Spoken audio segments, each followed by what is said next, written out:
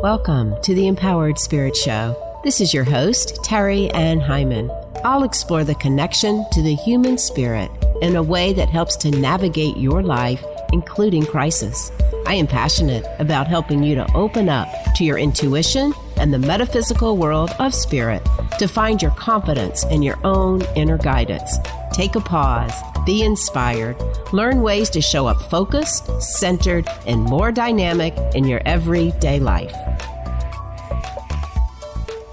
Welcome back to the Empowered Spirit Show. Thank you so much for tuning in and joining me today. This episode is being sponsored by Ritual and Shelter. Are you looking for a magical place to shop and hold space? Check out Ritual and Shelter online or in Homewood, Alabama. Browse through their bookshelves covering topics such as energy healing, crystal healing, Reiki, chakras, auras, the Akashic Records, shadow work, astrology, and earth-based healing. You can also find herbal teas and tinctures alongside crystals and oils to help establish a mindful mindset and fluid ambience before meditation, ritual work, and reflection. Ritual and Shelter is dedicated to providing one-on-one, in-depth conversation with customers to help them find the most efficient healing methods and resources that match their unique interest and energy. They offer tarot sessions, Reiki, sound bowl, and crystal healing. Visit ritualandshelter.com to book an appointment and bring peace back to the body, mind, and spirit, or find them on Instagram at Ritual Shelter Shop. As this podcast goes to air, we've just moved through that intense Aquarius super blue full moon. Lots of light is streaming down on all of us. We are moving through changes in humanity. So many messages coming in at this time. Messages for your soul, about your evolution. Are you listening? We are still in Mercury Retrograde energies, almost through that, but yes, there is a feeling of going forward, moving backwards, a little push-pull, push-pull. We see it in the contrast all around us. We see it in the weather patterns, the stock market, and the political atmosphere as well. What about within you? We aren't meant to stay the same. From the time we are born, we are growing. I recognize that change is not easy. I recognize that even when we say we want to change, it's so easy to fall back into old patterns. Does this sound familiar to you? That's why we have tools, spiritual tools, to help us rewire the brain and get out of the limited beliefs and energy drains we find ourselves in. Are you tired of being drained of your energy? Are you done with the people pleasing? Are you saying yes when you mean to say no? Are you lacking energy boundaries in your life? I call these energy drains. The dark side of energy drains, actually. What is that evil archetype that is getting in your way?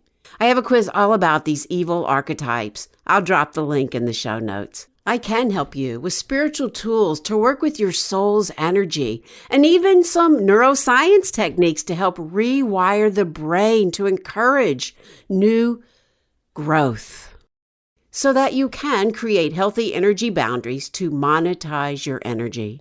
As a spiritual mentor, not only will I teach you these tools to use for yourself, but also I will hold you accountable to using them and showing up stronger in your energy. I want to share another testimonial from one of my students, Rhonda. Rhonda came to me with a strong religious background. She was, though, seeking a wider view of her own soul's journey. She has now gone on to become a Reiki master herself and is helping other people as well to live through their soul's work. Let's listen to what she has to say. I'm so very thankful that I have found Terry and have had the ability to work with her. My work with her has really helped me connect with my soul and show up in the world fully empowered. If you have an opportunity to work with her, I encourage you full-heartedly to take it. So yes, I am a spiritual mentor, and I can help you to tap into your soul, to learn more about yourself, how to work through past traumas, and how to step forward in your life. I have many tools that I teach that can help you learn more about your soul's journey and make the changes and live the dreams you desire. Want to know more? Schedule a complimentary spiritual upgrade breakthrough call with me. Let's talk about how I can guide you into building your practice, help you move through these difficulties you might find yourself in, and find the love for your soul that will inspire you. Links will be in the show notes. In today's episode, we talk about how we can bring forward these ancient spiritual teachings into our modern day society. My guest is Linda Starwolf, and her latest book is called The Aquarian Shaman. In her book, she describes how to recover the magical sensibility and innate awareness that most of us leave behind in childhood, and she explores the fundamental stages of the journey to awaken shamanic consciousness.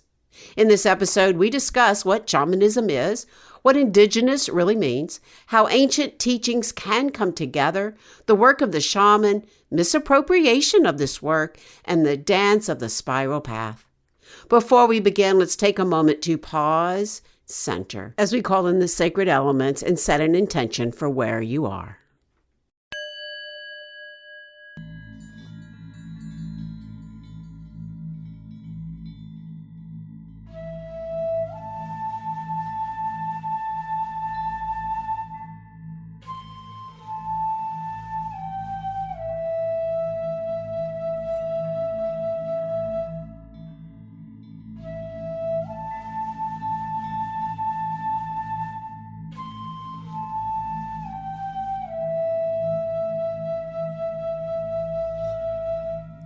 So wherever you are, if you can, close your eyes.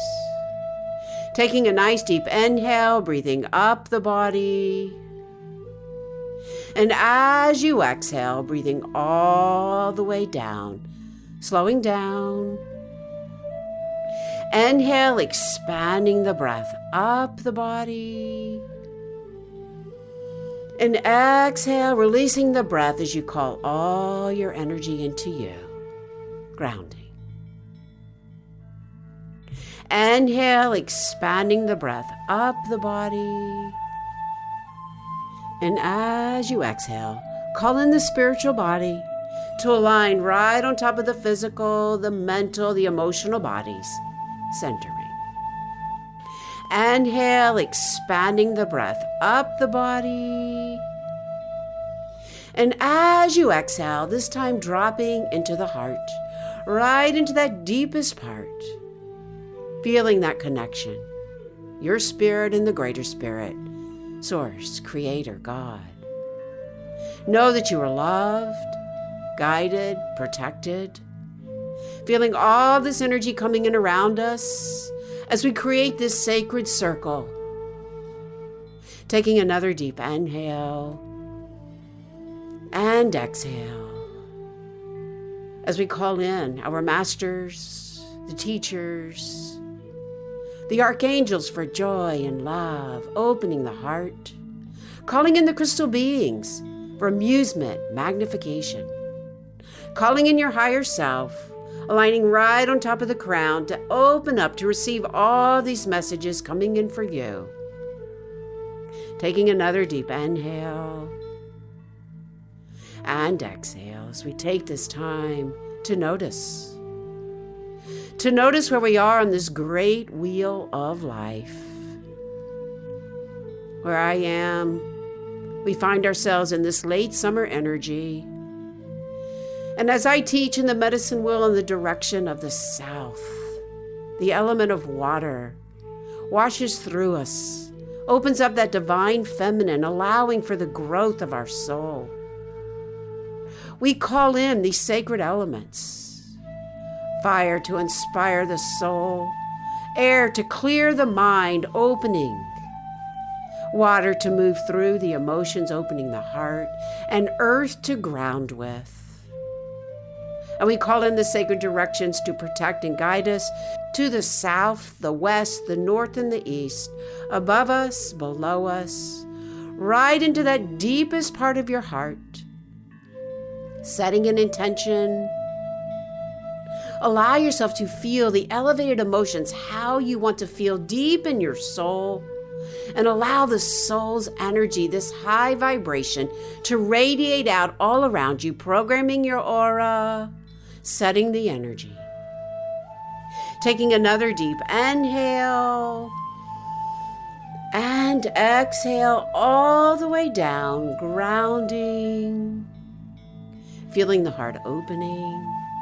Feel the illumination of your third eye. And as you're ready, Blinking the eyes back open. Coming back.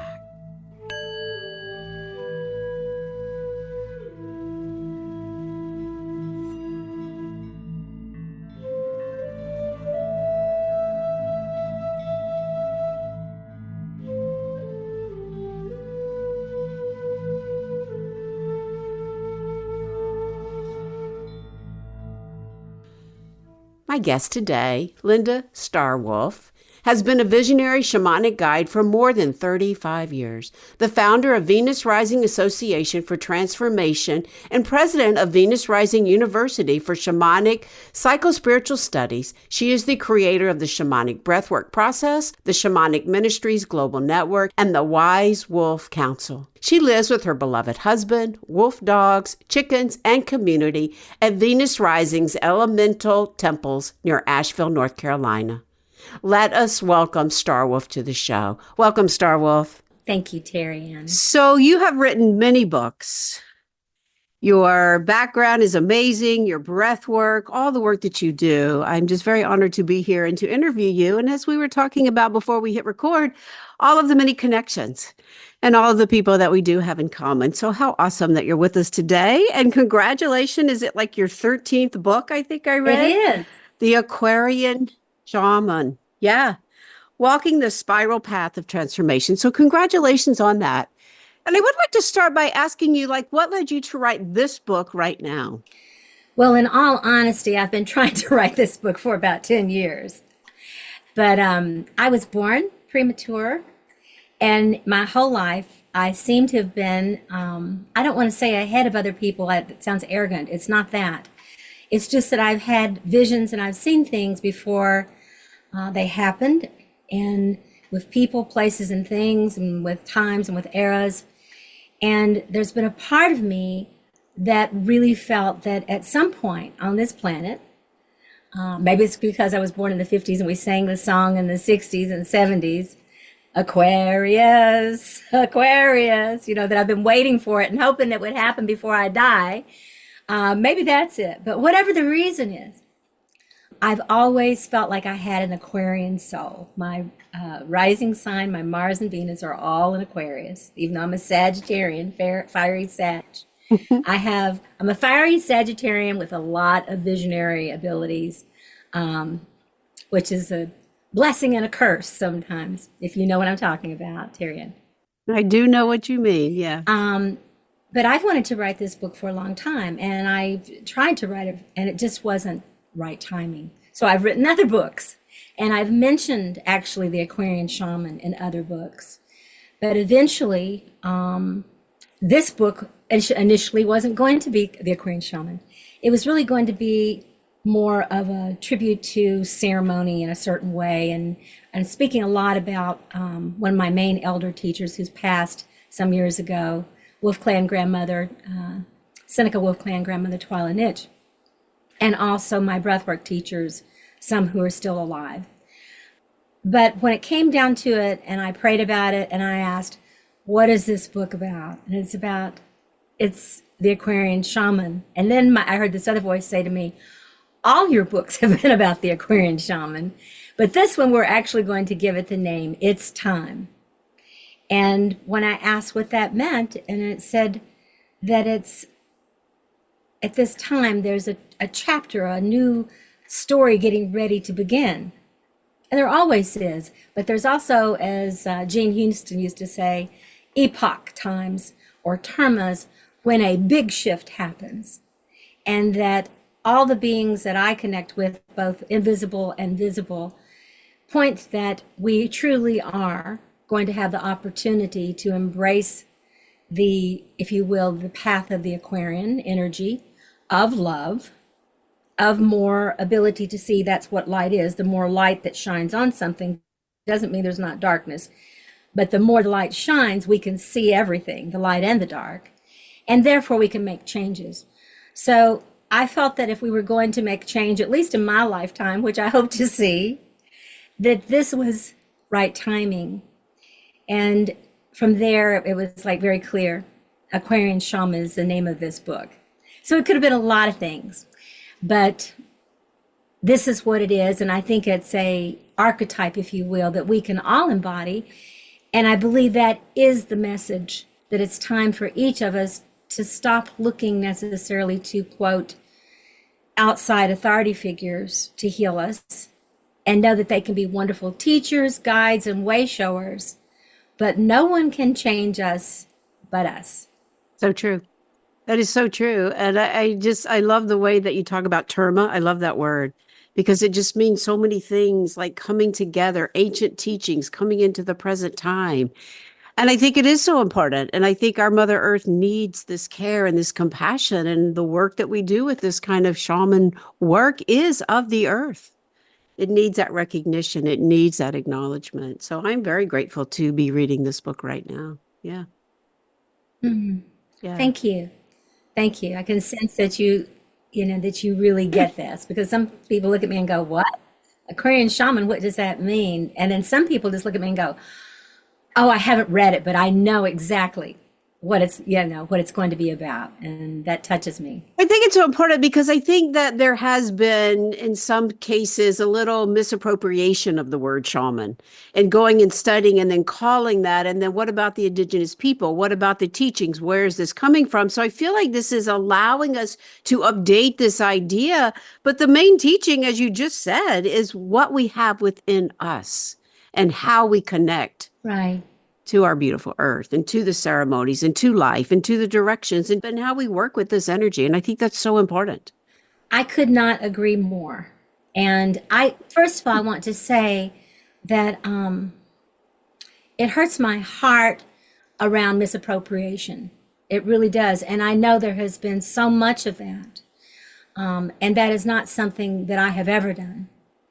And anything that I have been taught, I have had permission from my teachers, whether they were indigenous or not, to teach what they shared with me. And in fact, they urged me to. And they said, please go back to your audience, whoever it is, and please share these teachings. I don't claim that certain teachings are mine. I give the appropriate respect, recognition, and honoring. And this is something that actually bothers me, is the appropriation that happens, especially kind of with the new age sort of energy and a lot of enthusiastic younger people, perhaps, which I think is dear in many ways because they're excited. So I don't mean to be mean about that, but who trivialize it in some ways. That misappropriation truly bothers me. It bothers me around breath work, which I've been doing breath work for 42 years, and I watch some of the things happening with breath work, and I feel the same thing, that it's been misappropriated. So I have that understanding, and I understand the excitement and enthusiasm that inspired those people. But I also want to encourage them to remember there were people on the earth before them, and that they grow into a respectfulness of creating their own stream of consciousness in the world, but acknowledging what they built upon and the parts that they've borrowed from respectfully and with permission. I agree 100%. And so when we do that, then people are eager to share. I have had many medicine people that were traditional medicine people from, whether it's been in Peru, Africa, Egypt, the Native American, in Mexico, who have shared their medicine with me. And when I've said, may I use this medicine in the world? May I share this? And they're very almost perplexed. They kind of like, of course. Bless you. It's like, of course. And, but that's not after a one-time session with that person. It's about a dedication to learning from them. And I remember, I would say very quickly just that many years ago, I was sitting with Grandmother Twyla on the Cattaraugus Indian Native American Reservation. And I said, Gram, I've been a therapist for a long time. I've been a counselor. I've, all these different things. And I said, I love the teachings. And I said, but as I teach them, I'm not the Wolf Clan grandmother And I probably won't do it exactly the way you do it. And I remember she laughed with her wicked sense of humor. She's a Sag too, and she's on the other side now. But and she passed at 93 to the other side. And she said to me, Star Wolf, there's only one grandmother Twyla. Don't be me, be you. Okay. And she said, and what I have taught you and given to you is yours to share. Beautiful. I think that's so important. She said, and before you get hung up on the indigenous word, she said, do you know the definition? And I thought I did. And then she said, wrong, whatever I said. She said, indigenous, if you look it up, what it means is connected to the land and to the earth. And that wherever you are, wherever you land, you know, to put down roots and to bear fruit, to be indigenous to that land. And she said, so go find land, take care of it, and it will take care of you. And be the indigenous being that you're here to be. I love that. Yeah. I love that. And I know that for many years I've shied away from some of these teachings because of that. Like, how do I teach this? How do I show up like that? Yet, if you looked at my DNA, it says Alabama. That's where like the native energy, the Creek, the native energy comes forward for me. So it is right there.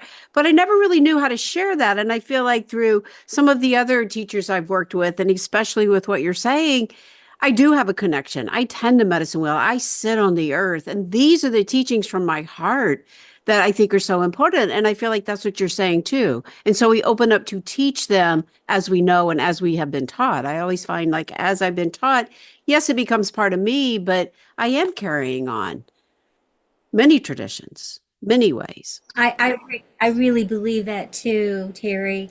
And, you know, in my family of origin and lineage, my people were escaping from Scotland and Ireland and from Wales and from that whole area. And as you know, there were a lot of witch burnings there.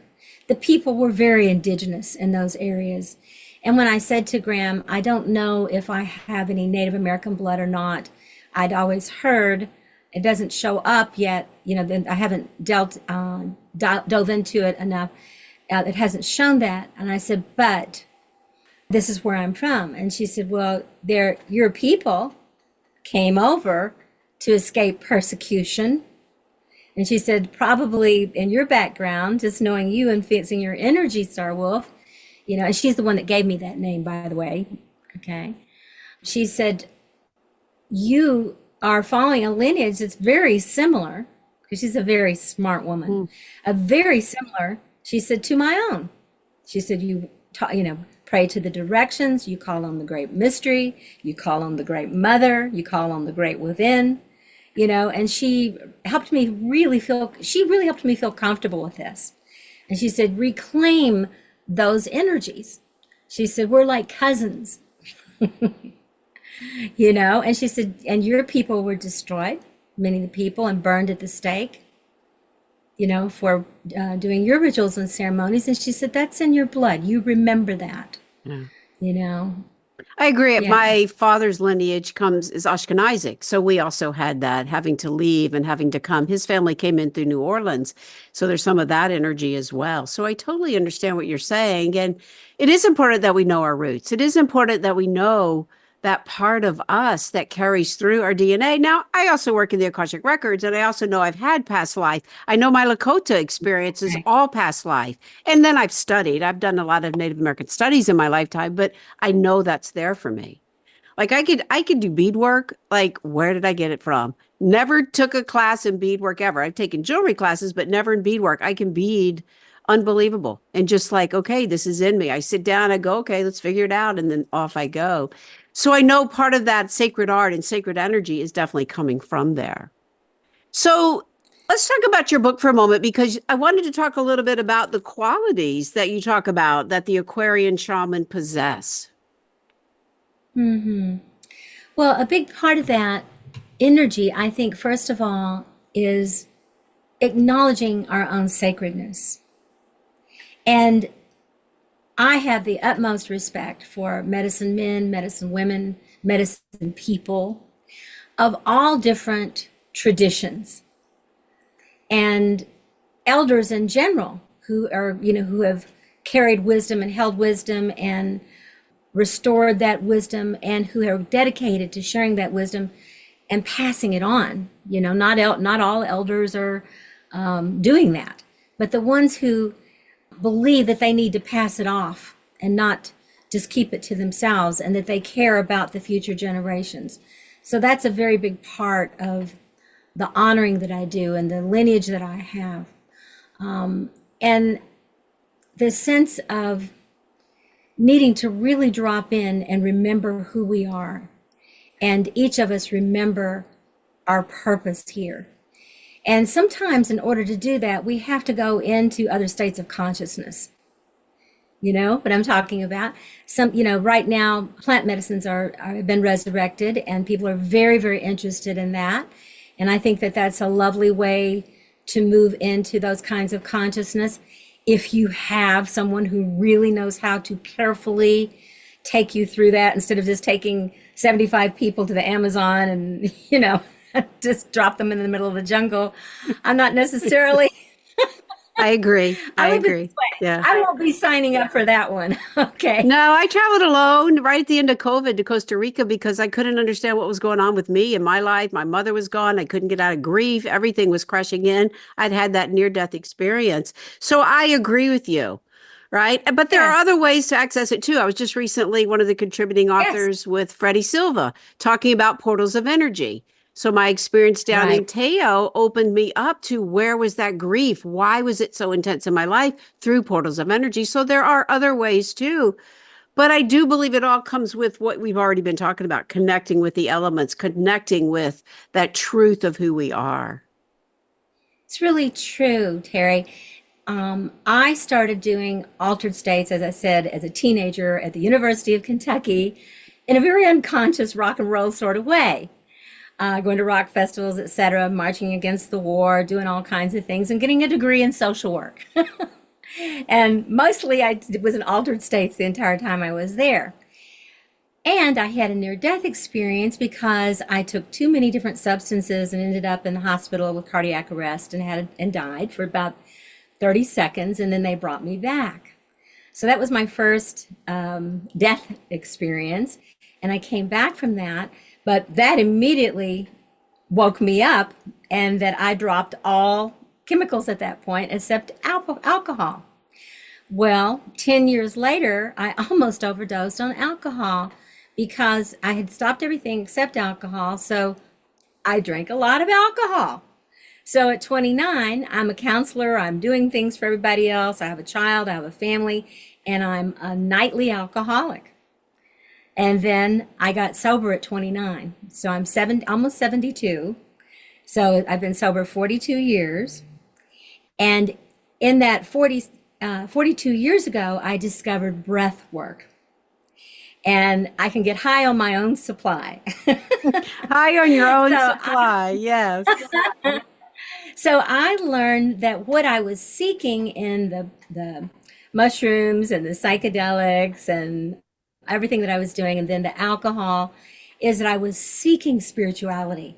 I was seeking to open my heart and to feel good inside of my body and to be here. And I had to figure out that I needed to not only be a counselor for others, because I was a social worker and therapist, but I had to learn how to do my own inner work.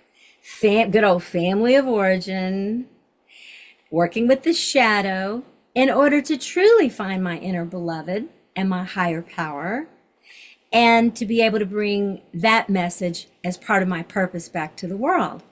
And so the journey I just described for you is my shamanic journey. That's my authentic shamanic journey of death and rebirth. And then as I went more into that, I fell in love, headlong in love with what happened in the breathwork process. And then in 35 years ago, I brought together shamanism, all the mental health therapy stuff that I was just talking about, something I called SHIP, Shamanic Healing Initiatory Process. and brought shamanism and recovery and all of that together and created the shamanic breathwork journey for people, and how to go through initiations of transformation. So during that time, you talked about me writing the books. During that time, I have written 13 books. So I've been busy. But I think the message in all of my books is the same, really. And that really is, deep down, we know that the healer is within. If we cut our hand, our arm, break our toe, doctors can do different things, herbalists can do things, but our bones and our blood and our flesh and our heart and minds and spirits have to heal us. That's what heals us. Beautifully said. I agree. It is. And that's why some people heal and some people don't, right? It is up to us. And I think, as we had said earlier, that is one of the problems going on right now. Everybody's searching out there.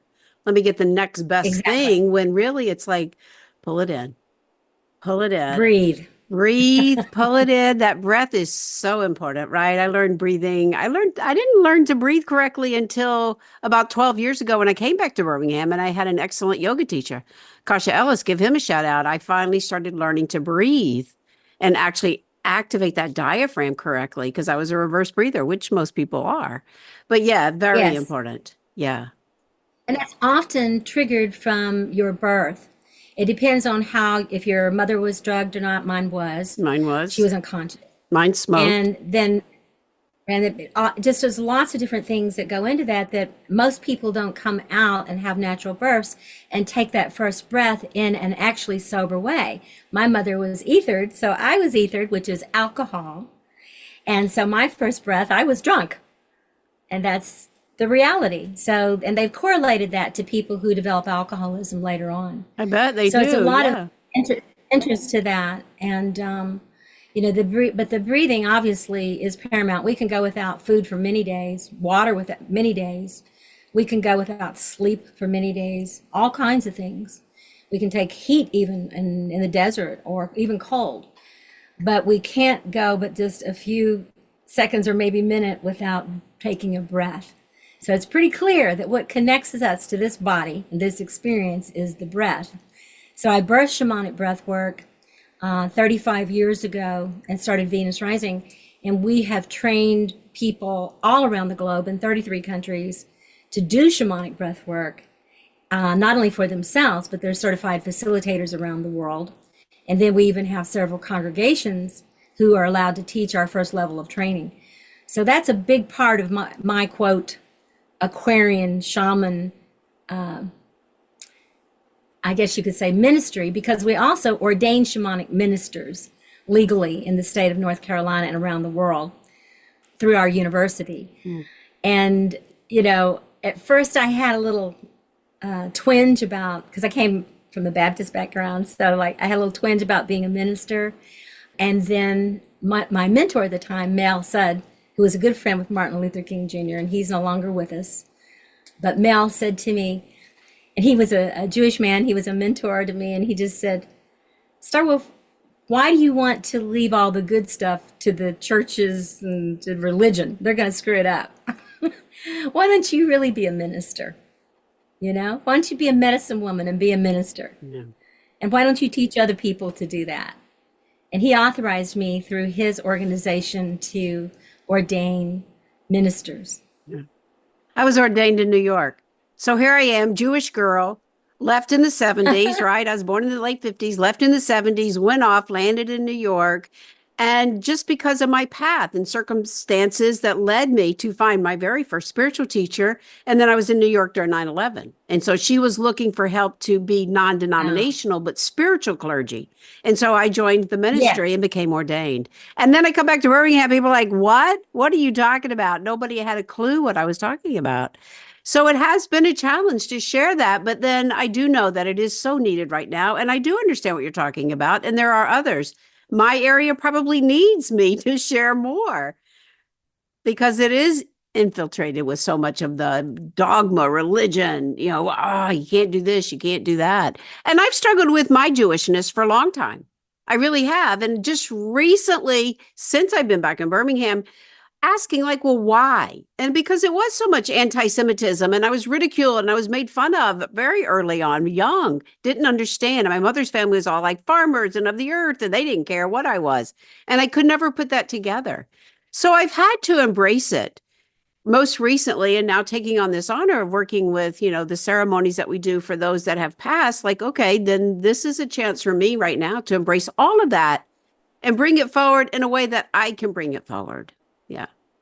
So you're an Aquarian shaman. I think I must be an Aquarian shaman. There you go. And again, I've never really called myself that way. I do talk about, I was just writing an email about Reiki and shamanism, because in my level 2 Reiki, I start to bring in earth ceremonies.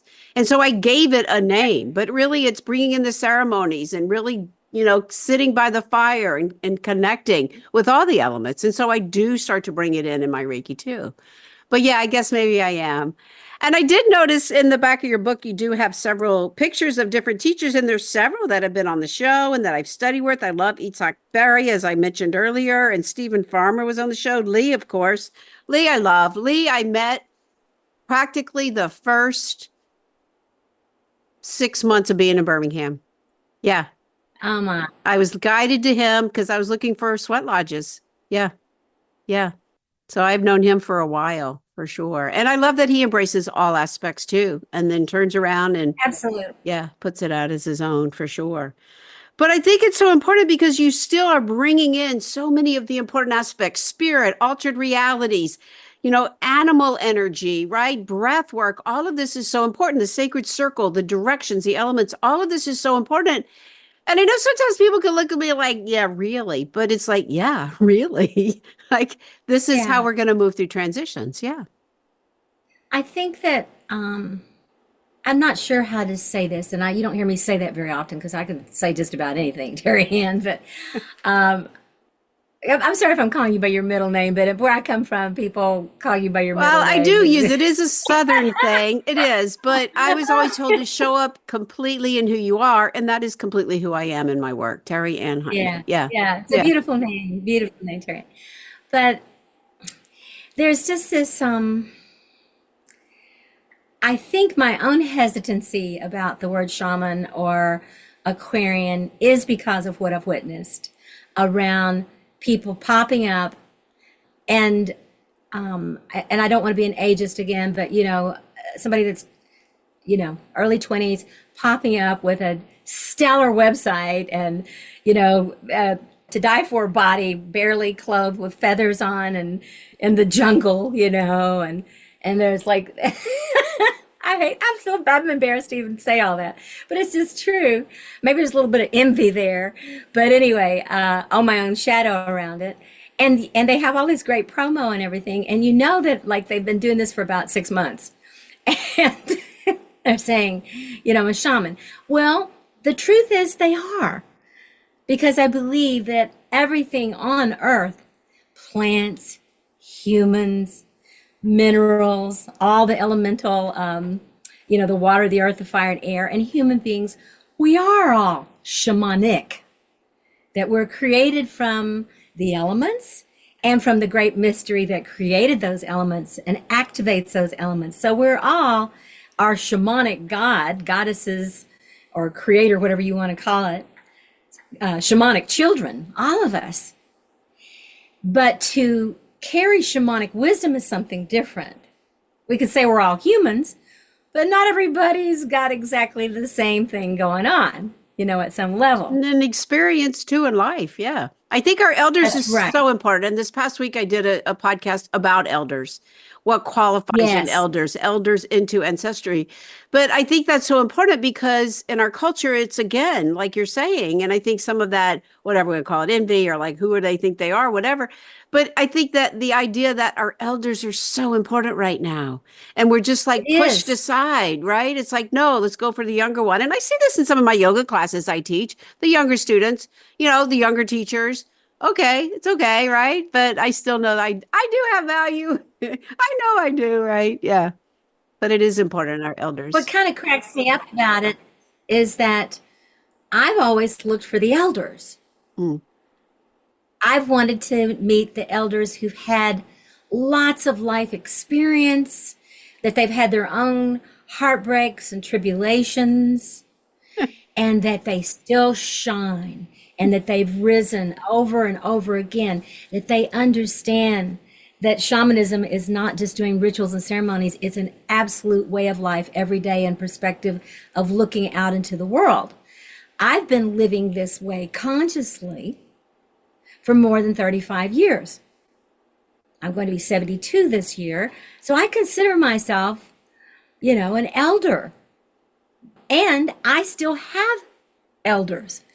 The person that taught me breath work originally, Jacqueline Small, she's older than, about 10 or 15 years older than me. She's still around.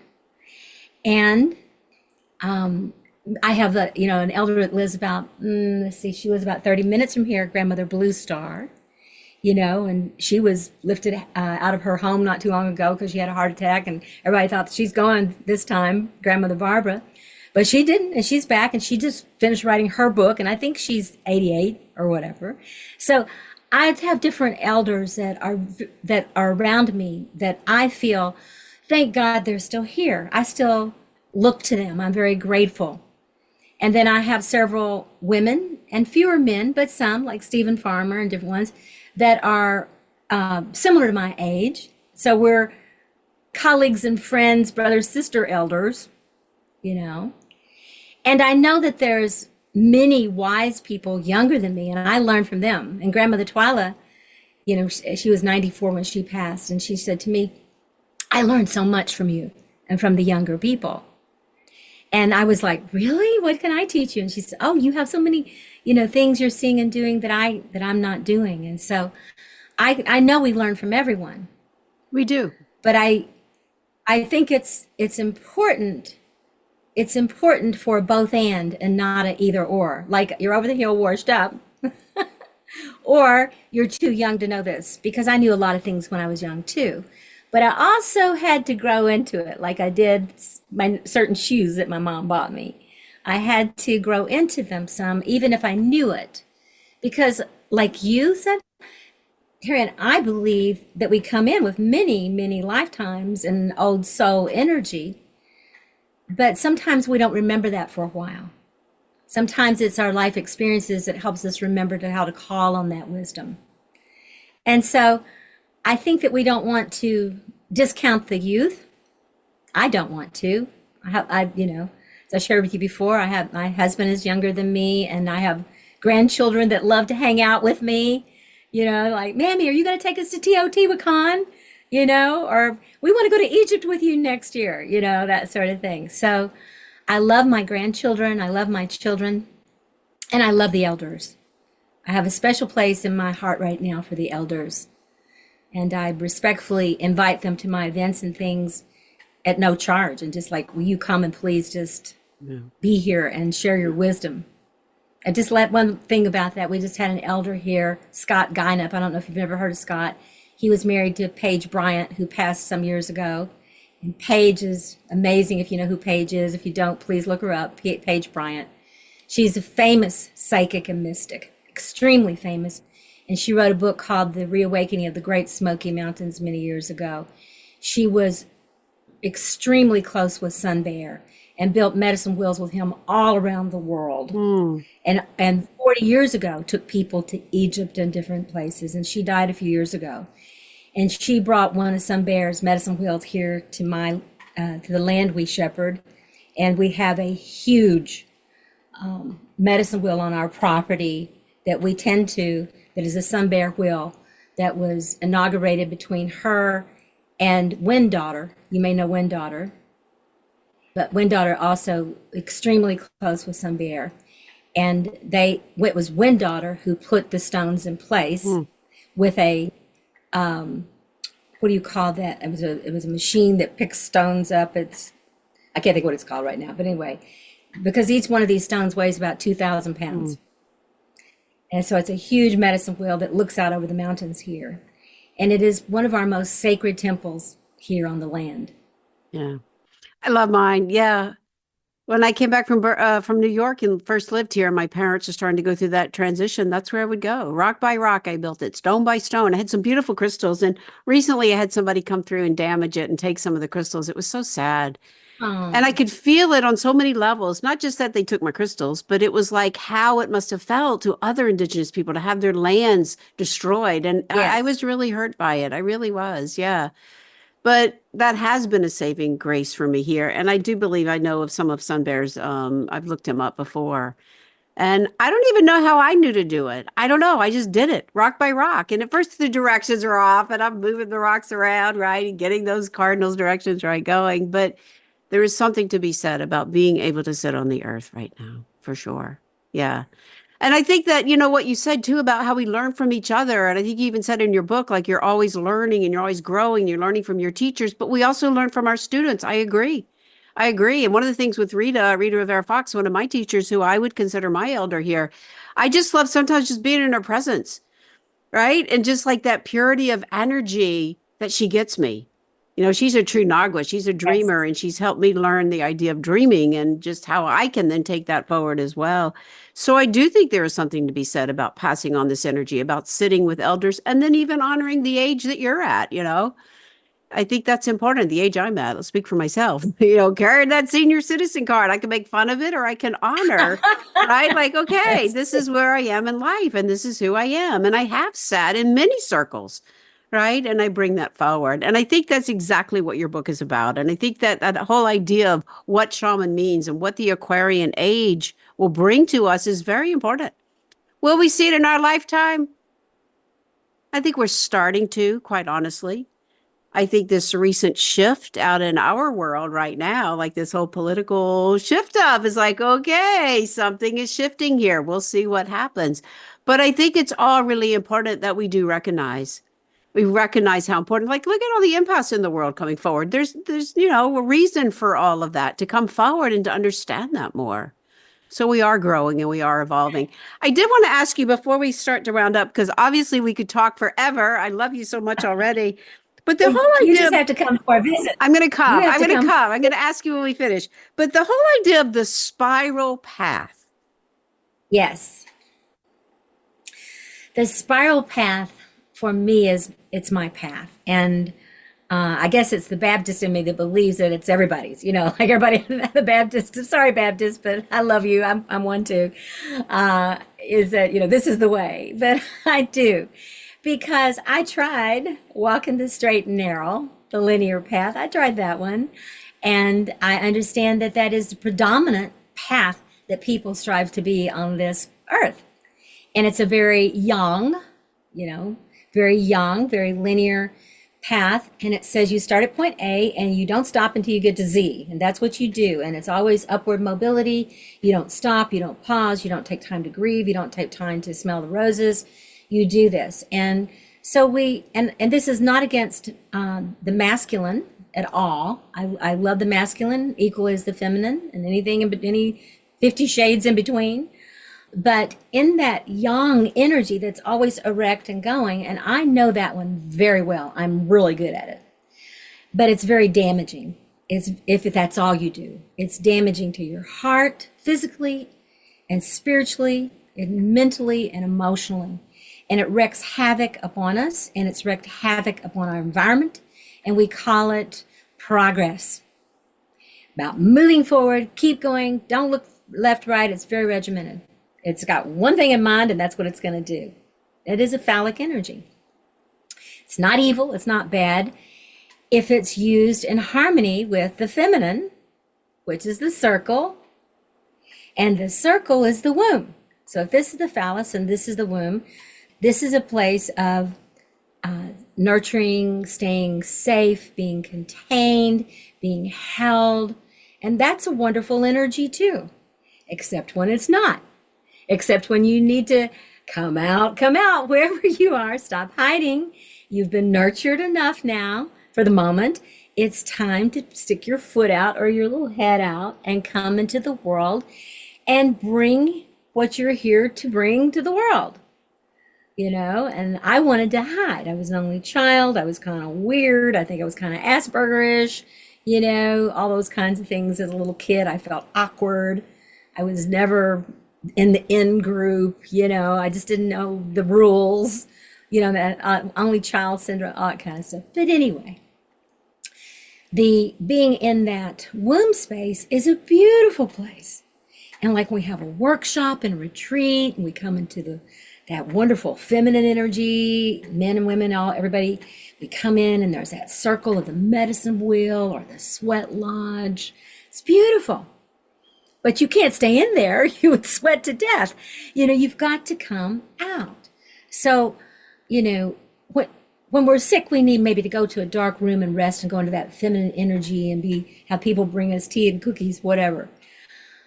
But staying there, we don't have the opportunity to move into what it is ours to bring forth. So what is the combination of that circle, if you will, and of that straight line? And it really is like an accordion. It's like a slinky toy. It's like taking that circle and pulling it out. It's still circular, but it's also linear. And the divine third is the spiral. And the teaching that I have founded my work, Venus Rising, on for the last 35 years. That we don't move in a straight line. That is a very punishing path that shames people anytime they get sick or have a problem, or you have to put on a fake face all the time. And withdrawing and just going into yourself is probably not going to bring you, there's times to do that, just as there's times to push ahead. But the balance of that is knowing that old song, when to hold them and know when to fold them, And with the spiral, it's this graceful dance of being able to move through the water to the earth, to the fire, and then before you come out fully into your air cycle of seeing the bigger picture, surrendering all of yourself, all of that water, earth, and fire, your will, to the great mystery. So the fourth cycle is really the spiritual cycle. They're all spiritual, but it's really the spirit itself that will hold you and all that you are and bring you out into the air where you can breathe and see the big story, how it's all been perfect, even if it sucked sometimes, and to have the wisdom around it. Then you usually do something like go teach it, write a book, create a medicine wheel. You do something, an act of beauty in the world is part of your air cycle of bringing your vision to the earth. My active power was to create Venus Rising at my lowest point almost in my life. Usually that's about where it comes from. It's not on the lofty mountain. It may be on the mountain, but you're still at your lowest point. I birthed Venus Rising. I birthed the shamanic breathwork process and all our programs and things. And it made all the difference in my life from there on. And I realized that this really painful place that I had just gone through had birthed me fully onto my path and fully into my purpose. So that's the spiral. That's the skinny. Okay, I have long teachings about these. Each one of these is a daily teaching when you're here. But that's the skinny, abbreviated version of what it means to walk on this spiral path.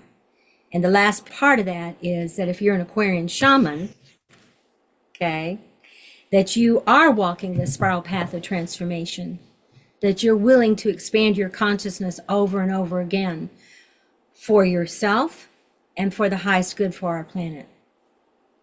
Thank you. As I feel you speak directly with me right now, for sure. And sometimes we do. We find ourselves lost on that spiral, but I think that divine guidance and that trust, and that's where I've been lately. It's just trust. Trust I'll be guided. Trust that it'll show up. And it showed up in like such a bittersweet way for me. And it's still unfolding, right? It is.